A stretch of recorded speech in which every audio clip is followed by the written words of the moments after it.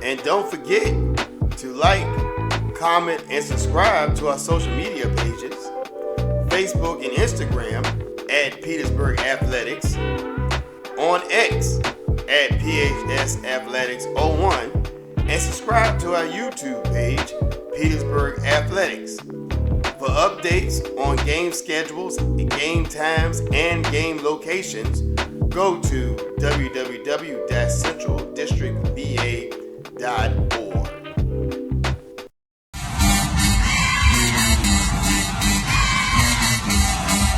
Good afternoon, Coach. How you doing? Doing well. Good afternoon. Good afternoon. All right. So, Coach, last week was homecoming. Absolutely.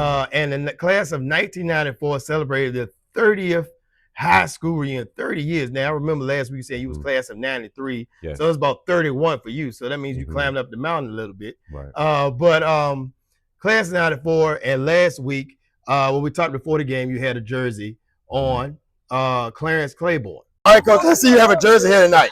Yes. What's up with the jersey? It's an honor for my wide receiver. When I came out in the class of 93, he was the class of 1994. Clarence Claiborne, rest in peace. Yes. I wore it in memory of Clarence Claiborne. He was my wide receiver for my junior and my senior year. Threw a lot of touchdown passes to him. The jersey number 81 is actually retired because that's Remus James' jersey, but Remus gave, permission or whatever to go ahead and carry it on. So I just felt like, in rest in peace and memory for him, to go ahead and wear the jersey while I coached that night. Definitely. Unfortunately, such a celebratory night, you all came up short, 7 points short to Prince George, 21-14, Coach. Before the game, how did the players and coaches feel before the game? Player-wise, they were very ready. They had a very good week. We did everything prioritized as far as study hard first, ate, lifted, watch film, then we went in practice. So, we were really getting prepared and they were excited. Coaching wise, I felt like they felt good about the kids, but still, you were a little nervous after coming out a loss prior to that week versus Meadowbrook, but I felt like the kids were really ready. Definitely. And Coach, during the game, it seems like there was a little anguish. I know last week we talked about resilience and how the kids pressed through those things. But during the course of the game, what was the feeling on the sideline? I felt like, at times when times got rough, we got a little miscombobulated. But at the same time, we pulled together, especially the kids. They really, really pulled together, kept giving it a fighting chance. And once again, we had a chance to tie or even go for the win at the end of the game, because if we would have scored, I was going to go for 2. So, it was our kids starting to show they still had the resiliency, man. Resiliency. It's sad to lose those 3 games by 7, but I've been losing games by 57 before. I've been to games where I was in the stands and we lost by the same, so back then those kids gave up. Our kids haven't given up to this point, and we're still trying to keep it together, which is the tough part. Definitely, I understand that, Coach. And coming into the game, you said that Prince George was going to run the ball. They was going to load it up and run it on a couple of packages on 3rd and short and 4th and short. They ran some kind of bazooka shotgun package. They had back in the day, ladies and gentlemen. We ran regular I formation. We were calling power I. Yes. But they ran, I guess, a semblance of that out of the shotgun. Can you explain that a little bit? They play a power game in football. They let you know straight up, look, this is what we're going to do. Coach Hall has almost at least 8 linemen at over 300-something pounds that really can move. But they do well with what they do. And running the football is what they do. They ran the ball 42 times. They threw it 6 times. The 6 times they were effective. But out of the 42 times, they had 144 yards rushing, and I felt like our guys were patient. They were patient as far as the run game, but the impatient part came in the passing game by not reading your keys, because they'll make you fall asleep.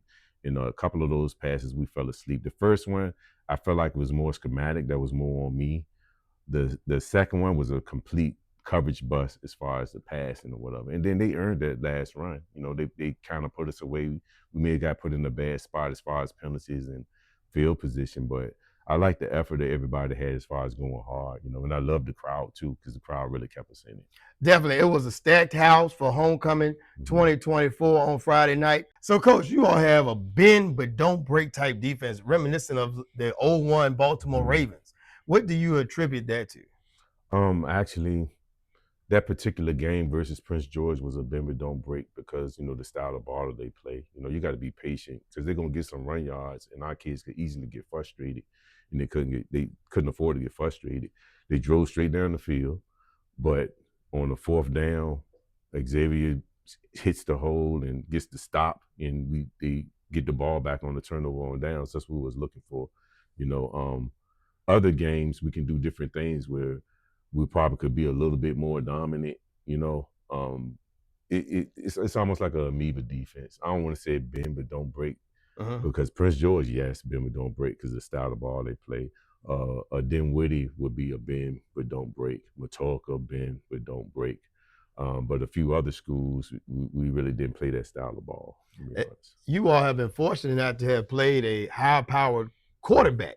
I know you mentioned the pop pass, and then the one time the guy ran like a flag pattern, and he was wide open. Yes. And that is the defense maybe over pursuing the quarterback because you play so many running teams, or what can you attribute to those broken coverages, I guess you would say? Goes back to the patient part. You're run, and then you sneak in the pass, and it's called taking a shot. And those teams took their Prince George took their shot, and they cashed in on two of them, and that comes back to being patient and being disciplined and reading your keys. And like our defensive backs, most of the time they had to cover. They may not have been involved in the run game. If they had a tight end, okay, they was involved in the run game. That's even harder because now you just get so used to being into the run game, you get sucked up that you're not disciplined enough to stay with the person you're supposed to be with if we're man to man. The particular time before the half was inexcusable. We just blew a coverage. We're in zone. There's no excuse to let anything get behind you, So just a few things that we try to work on and try to get better at. Hopefully we'll improve on that. It's going to be tough facing this guy we're about to face now. The weather is starting to change, and what better way to keep yourself warm during those late fall football games? None better than a Crimson Wave Spirit Wrap. You can get your custom Crimson Wave Spirit Wrap for only $75 at the high school. Again, that's only $75 for a Crimson Wave Spirit Wrap. It is two-sided and it's sure to keep you warm during those late fall football games. All right, Coach. So we talked earlier about Keith and his defensive prowess. Can you kind of take us inside of what he may be thinking during some of these plays? Keith is playing in so many different spots. The first play, he was at linebacker. He just read his keys naturally like a good linebacker does and made the play. This particular one, he was at defensive end. He beat the man in front of him, came up and made the tackle aggressively like he was a wrestler. Now this one, he's a defensive tackle. He just gets into the hip pocket of the puller and it takes him right to the ball. So he showed discipline to come back and get another tackle for loss. Once again, he's a defensive tackle again. A guy pulls, he comes upfield, uses his quickness, makes the tackle, gets another tackle for loss. Keith is showing enthusiasm and excitement throughout the whole entire year, and it comes from him playing multiple sports.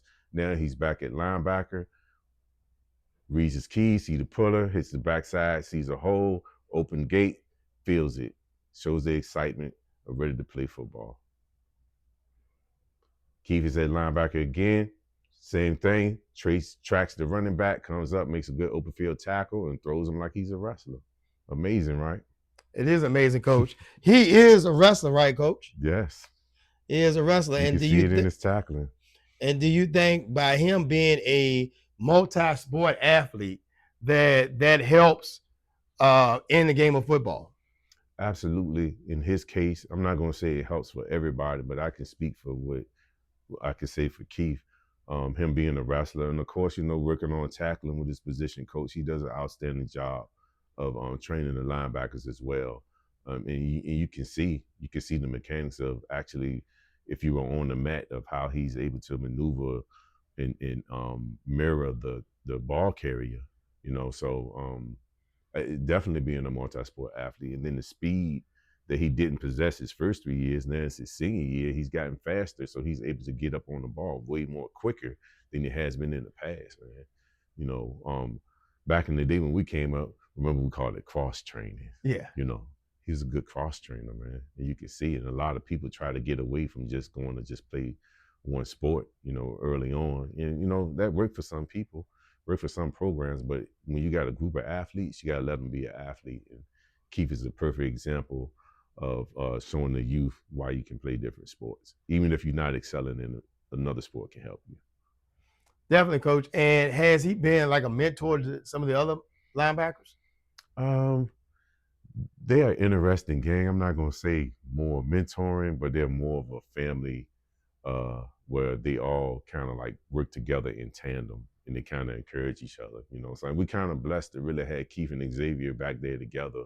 But then you got a young guy like Micah, who you could say you can kind of mentor him, but Micah doesn't see him as a mentor. He sees as a challenge and know he has to step up his play like what Keith and Xavier does, as well as Amir. And then you have Roger too, who all understand is a linebacker family, and their whole thing is being aggressive and coming to play. You know, so and Micah, I didn't realize had 3 tackles in the first drive. It was like 3 or 4. I'm like, you know, you're just a freshman, and sometimes I'm like, man, let's sub him out, you know, let's get somebody in, you know, and I go back and I watch the film, and sometimes I'm like, okay, maybe I could let him hang in there a little bit more and let him grow. But they just the strength of the defense, to be honest with you. Coming up in Wave Athletics, we have girls middle school basketball action at home versus Carter G at 5 p.m. On Tuesday, we have girls and boys volleyball at home versus Dinwiddie. Girls tip off at 5:45. Also, on Tuesday, we have middle school football at Carter G. Game time 6 p.m. On Wednesday at 4:30, we have cross country at Hopewell, and at 6 p.m. we have JV football at Dinwiddie. On Thursday, we have girls and boys volleyball at Prince George. Girls tip off at 5:45. And on Friday, we have varsity football action at home versus Dinwiddie. Game time 7 p.m. That is also our Pink Out Night. Thank you for supporting Wave Athletics. So, Coach, coming up this week, we have Hopewell. This is like Alabama and Auburn. This is like Florida State and Miami. This is like Virginia State and Virginia Union. What is the feeling of the players and coaches going into this game? If you can't get up for Hopewell, then ain't no need to even play in the game. It don't matter what it is. Basketball and football are the 2 major things. You know, we looking forward to playing them. They looking forward to playing us. Definitely, Coach. Now, here comes the sour apple in the bunch. Right. We haven't beat Hopewell since 2010. Yes, I remember that. Yes, it's excluding the COVID year. But it's been about 12 years since we beat Hopewell, and we beat them. If record serves me right, let me look at my statistics. You know, my research team went in and did some research, and we beat Hopewell that year. Last year, 49. Nope, they did not. They scored 49 points against Colonial Heights last year. I mean, last week. But we won that game. I believe by 7 points, 14 points. The last time we beat them in 2010. In 2010, yes, sir. Nah, we beat them 30, something like 34-21. That was Kevin Green's senior year. Kevin Green. It was at their place. And looking at my research, it was 31-21 in 2010, and we actually went to the playoffs that year. We played 9 games. We had 3 open weeks in a row. I'll never forget it. We were 7-2. It was the best record we had since the 79 team regular season, I remember. So, Coach, that's a lot. That's like heavy duty pressure right there. It's been, most of your players, they were toddlers the last time you beat Hopewell. What do you say to get them up and inspired for this game? The pressure part is really on Hopewell, because a win by Petersburg over them after all that time is a great accomplishment for us. So they'll be truly sad if they were to lose to us, you know. But our kids are, you know, this the next game, so we're up and we're ready to play. At the same time, we humbled now. Prince George humbled us. Meadowbrook humbled us. We start talking less with our mouth and start showing more with our play. Definitely, Coach. Now, the ironic thing about this, both of you all are 2-3. Same record. Same record. So you all are searching for that 500 mark to break even this season. Now, Hopewell has a quarterback, as you stated earlier, that's projected to go to Hampton. Yes. He's a lefty. Yes. Real twitcher. Reminds you of a young Michael Vick back in his Warwick days. Last year he had a good game. He likes to run that read option. Yes. But he's not going to run it off the read option. He's kind of going to put it in and pull it out and try to throw a little dump pass, a little slant pass, which we've had trouble with in the past. Now, and they have a running back who likes to tote the rock. Yes. Like he had almost 200 yards last week versus Colonial Heights, and they almost had 240 yards combined as a team. So they found some kind of gumbo to get their offense out of gear, which is not anything different for Hopewell. Ladies and gentlemen, remember, Hopewell has had Tobias Taylor, and they have had Tayshawn Henderson, who is now at Ohio State, one of the starting running backs. So Hopewell's like running back you. Yes. What are you telling your guys that we have to do to continue with that bend but don't break defense? You cannot let this quarterback get outside on you. If he get outside on you, it's going to be a tough game for you. And I haven't seen anybody up to this date that really control him. A lot of times early on in the games, he hasn't really carried the ball that much. But versus us, we know that they're going to give us their A game. We already know this coming. The running back, Hunt also is a multi-sport athlete too. He plays basketball. Hunt is a powerful, underrated running back that also plays linebacker too. But you know, we know that we got to do something with those guys, and his receiving core is very good too. It remind me of a bunch of Xavier Kings. So you know how good Xavier is. Definitely, so, Xavier is. We got a challenge. It is a challenge, but Coach, looking back, when I went back and did research last year, and even though the score doesn't indicate it was a close game, but it was in the second half, which we actually outscored them 26-20 in the second half. So we found a combination, we found a key to stop them. Right. So this year it is, can we start the game with that key to thwart the Hopewell offense? For the Hopewell offense, as far as like trying to stop them, or, yes, like I say, we already come in ready to give it to them, to stop them, so that we can come out with the W. It's kind of like last week. The offense not gonna win the game, the defense not gonna win the game, the special teams not gonna win the game.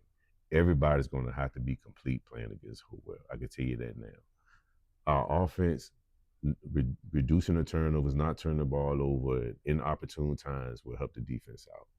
Defensively, making them have to drive the field to score, I can handle that better than giving up big plays, you know, getting behind you type stuff.